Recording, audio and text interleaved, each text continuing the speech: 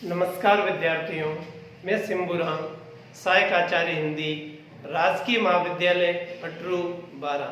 प्रिय विद्यार्थियों, इस वीडियो में हम अनुवाद की समस्याओं का अध्ययन करेंगे। अनुवाद क्या हो गया?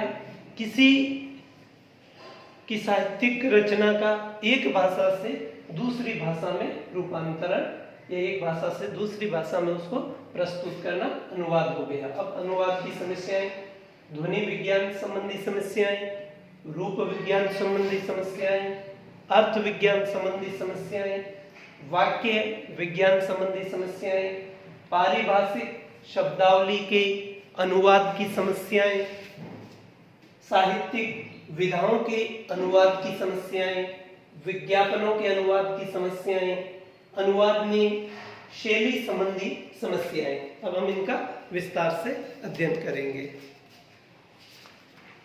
पहला,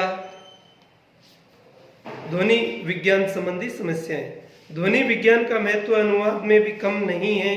अनुवाद और लिप्यांतरण में भी ध्वनि अनुकूलन की समस्याएं आती है। जब स्रोत भाषा की कोई ध्वनि लक्ष्य भाषा में नहीं होती, तब यह प्रश्न उठता है कि उसे कैसे प्रस्तुत करें। ध्वन्यात्मकता समस्याओं का सर्वाधिक सामना दुभाषियों को करना पड़ता है। उदाहरण के लिए, अंग्रेजी द THE को दी, परंतु अंग्रेजी उच्चारण के अनुसार उसे व्यंजन में पहले आए तो उसे द आदि समस्याएं हैं। इसलिए इस संबंध में मूल के उच्चारण और उसकी ध्वन्यात्मकता से अनुवादक को परिचित होना चाहिए।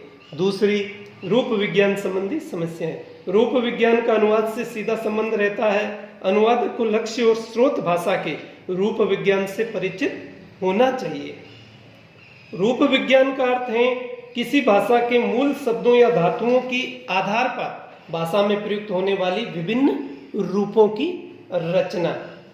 यदि अनुवादक को मूल और लक्ष्य दोनों भाषाओं के व्याकरण पर अच्छा अधिकार है, तो उसे सम्मानक ढूंढने में अधिक कठिनाई नहीं होती है।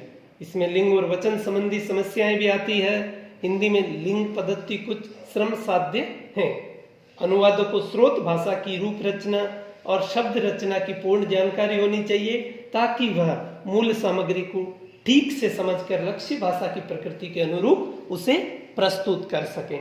तीसरा, अर्थ विज्ञान संबंधी समस्याएं। भाषा विज्ञान की शाखा अर्थात अर्थ विज्ञान का एक सा कार्य है स्रोत भाषा में व्यक्त विचार, अर्थ या कथन को यथावत लक्ष्य भाषा में प्रस्तुत कर देना। अनुवाद एक भाषा में व्यक्त अर्थ का दूसरी भाषा में प्रेषण है। कई बार अनुवादक वाक्य में निहित व्यंग्य को न समझकर गलत अनुवाद भी कर देता है।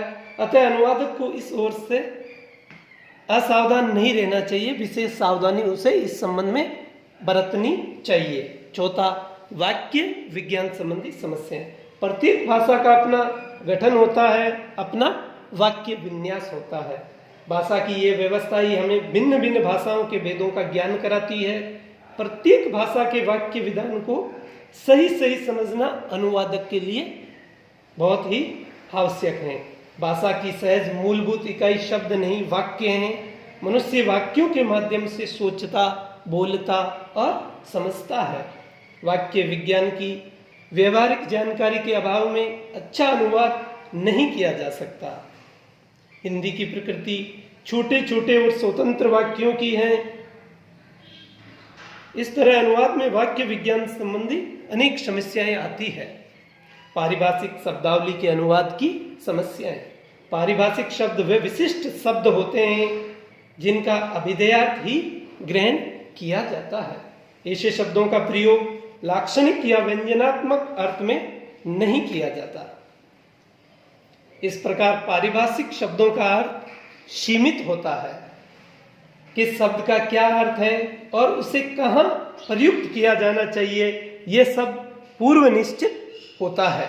उल्लेखनीय है कि पारिभाषिक शब्दों के स्थान पर किसी पर्यायवाची शब्द या समानार्थी शब्द का प्रयोग नहीं किया जा सकता। पारिभाषिक शब्द अधिकांशतः शासन प्रणाली, विज्ञान, राजनीति, साहित्य और कार्यालयों में किया जाता है।